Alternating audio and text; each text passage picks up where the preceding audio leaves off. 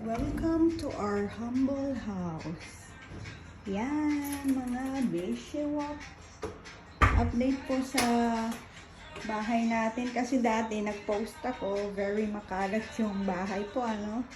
So, ito na yung update natin. Pagpasok nyo nga po, dahil studio lang meron kami, kusina na siya agad. So, may mga cabinets na tayo agad dyan ng kusina. Then po, naglagay din ako ng salamin dito para pagpasok nyo, check yung face. Baka hinahin sa labas yung mga buhok-buhok natin, di po ba? And I love this carpet.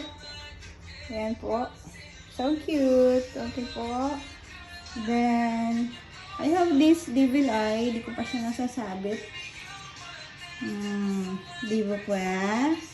Yan, ganyan. May mga pa-devil eye yung mga wish niya. Di po ba?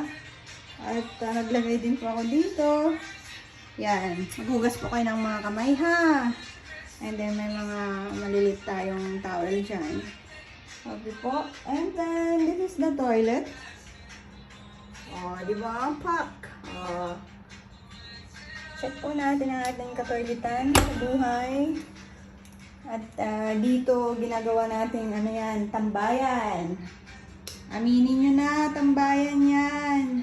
Diyan tayo tumatambay basta may wifi. Di po ba? Okay po, dahil meron lang tayong studio. So, yung ating dining table eh, katabi na ng ating bed. Yan po ang ating bed. Okay po. Gusto ko tong painting na to. Yan po. Diba? Ano yan? Palay. Tapos yun, damo na parang naulanan siguro. Hindi ko rin po talaga alam yan. Okay po. And of course, my favorite cabinet. Yan. I love it. I love this cabinet talaga. Grabe. And of course po, huwag tayong makakalimot. Diba? Yan. Malakas na sandata po natin yan. And mayroon tayong vanity. Okay po. I have my CCTV dito. Kasi minsan ako lang mag-isa sa bahay. Another devil eye. Dito pa po siya na sasabit. Yan.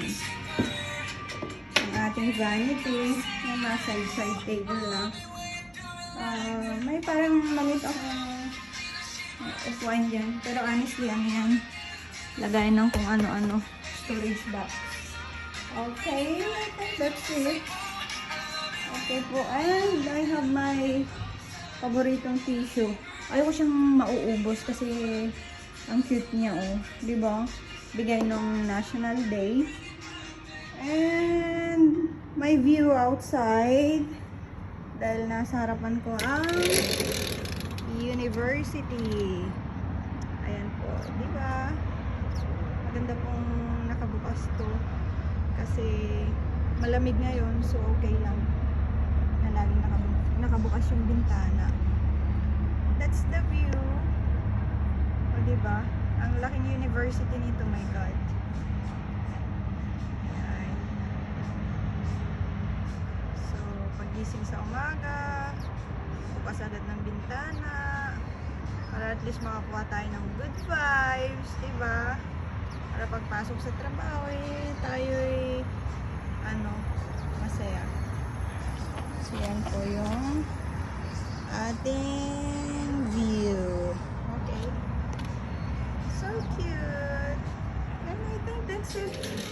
At least naayos na rin yung ating munting tahanan. Yan. Okay mga Beshewak.